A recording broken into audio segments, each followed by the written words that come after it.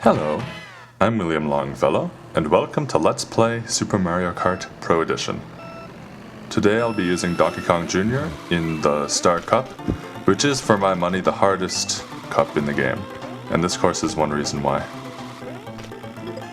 Like the Koopa Beach courses in the original Super Mario Kart, this one features these stretches of shallow water that are impossible to avoid, and so what I do is I like to drift through them like that, so as to lose as little speed as possible.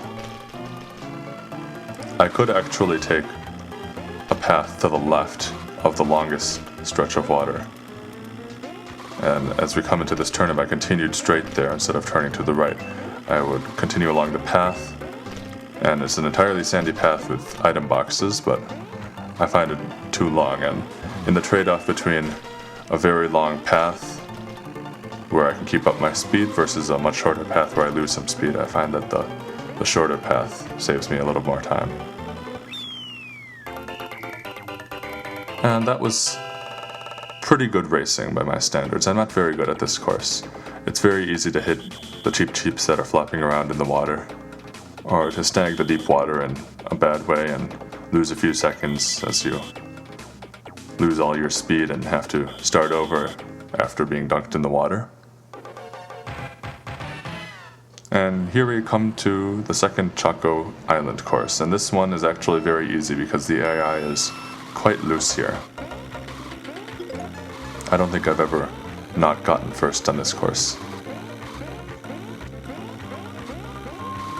I like to cut across this chocolatey bit here. You take advantage of a drift, get a speed boost on that straight away, and then I like to cut across the chocolatey area there. Now I messed up a little bit. Right there, I hit the wall. But I think if I do it fast enough, that it's faster than just taking the standard track the whole way.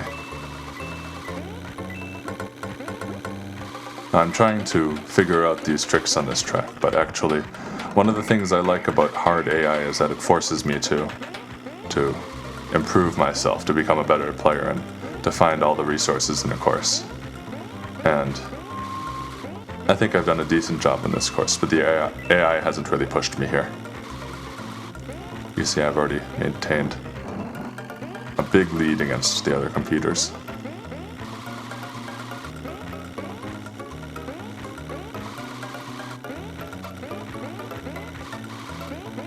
If I have a mushroom, what I do is, right here in the sort of hoppy section, I can use the mushroom to give myself a big jump and then jump over the wall just to the left of that section. It's a little bit of a shortcut also.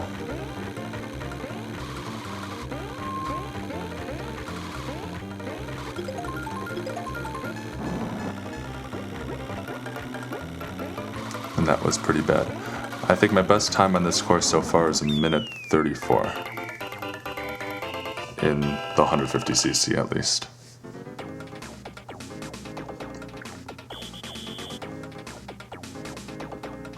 I've played through this course quite a bit because the Star Cup in other ways is probably the most difficult in the game. And this is the one where I just pick up the 9 points. And here's another course. It's pretty hard. Probably not as hard as the first Koopa Beach course. And I messed up a little bit there. Now this Vanilla Lake course, unlike the ones in the original Super Mario Kart, follows more of an S curve, not just a circle. And I'm behind right now, but actually this, unlike the ones in the original Super Mario Kart, are actually the second Vanilla Lake course in this game. It's not too hard to catch up if you fall behind. But you have to know the course pretty well. You have to be able to race precisely here. Now the trick coming into the finish line is you have those rectangular sort of arrays of the breakable blocks, and you have to go through them accurately, and then you have to turn in such a way as to not hit the other blocks that are sort of strewn about the rest of the course here. And I'm in 5th place, but I think I can catch up. I can cut off a few computers here. Whoops. Bowser hit me and almost sent me into the deep water, but I think I'm ahead of him now, and I'll try to use most of this lap to catch up to Toad. I have this mushroom in case I need to use it defensively, or in case, for whatever reason, I'm in second place at the end of the race and need to spurt ahead, but I think I can just use it now safely. I would have gotten first place anyways.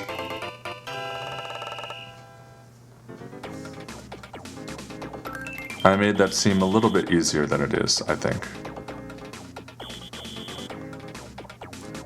It can be a course where, like the Choco Island course, you can sort of race more easily and pick up points, but you have to know it a lot better than the Choco Island course. Now here is the notorious Bowser Castle course. And you can probably just see in the map that it looks very twisty. It's a very hard course, there are walls everywhere.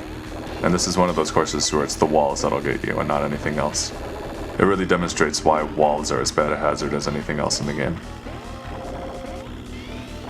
I played this course quite a bit before I was able to slowly improve to be able to beat the computers here. My sort of epiphany was, instead of trying to avoid the walls, I would just hit them and try to find ways to maintain my speed afterwards. So what I do here is I drift into that wall and I hit it in such a way that I bounce off it and continue to go. So I'm actually gaining distance on the computers here. And I did the same thing with that wall there. Instead of trying to needle my way through the curve, I just slam into the wall, which bounces me back the way I want to go. And in other ways, if I'm about to hit a wall in any other way, I just jump into it. If I'm about to hit it headlong.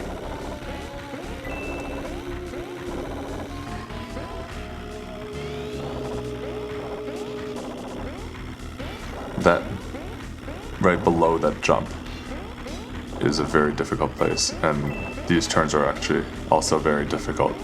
It's easy to slam into a wall and lose your speed, and the other computers will catch up, and it's quite difficult for you to catch up once the computers are ahead of you. Especially if you're tiny. I've done some tiny testing here. I've beaten the Mushroom and Flower Cup so far with the tiny characters of my choice.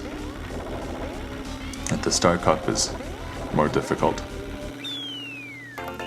And this is one of the courses that's still challenging me with my tiny character.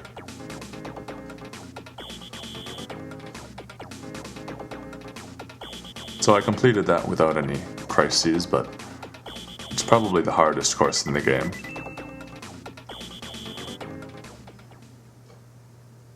To be able to manage all those turns consistently took me lots and lots of practice, and I still don't do it right every time. And here we have an interesting jump course. We have that circle in the middle. If you look at the map on the bottom, that weird circle. And what you do is you jump into the circle, and what's sort of the suggested thing to do is to take it around like that to come to the other jump. Although that's not always necessary, and if I sort of slam into an obstacle the wrong way, sometimes I can wriggle around and jump back to the main course, the correct part of the main course, in other weird ways.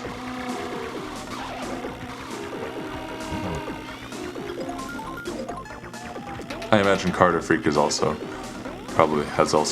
worked on the AI in this course, because it's generally pretty good, but sometimes the computers act a little bit weird on those jumps.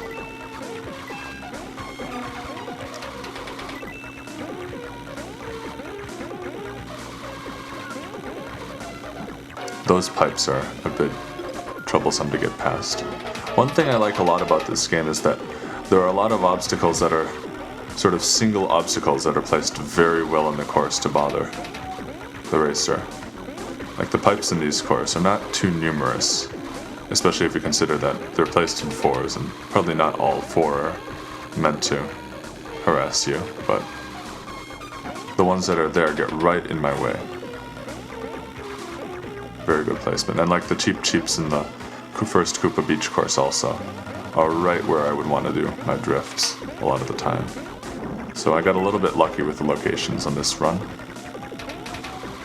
And if I don't make any big mistakes, I should do well. And I saw Mario doing something weird on the map there. you're slamming into a wall. Sometimes what happens is you hit the speed boost that's meant for the computers going the other way, and you slam very quickly into the side or the end of the little circular area of the track. It's kind of fun, actually. I haven't really experimented with whether I could use that to speed myself up, but maybe I will for my tiny racing. Anyways, that's the Star Cup. On the next episode, I'll be doing the Special Cup with the Princess, and until then, I hope you take care. Thanks for watching.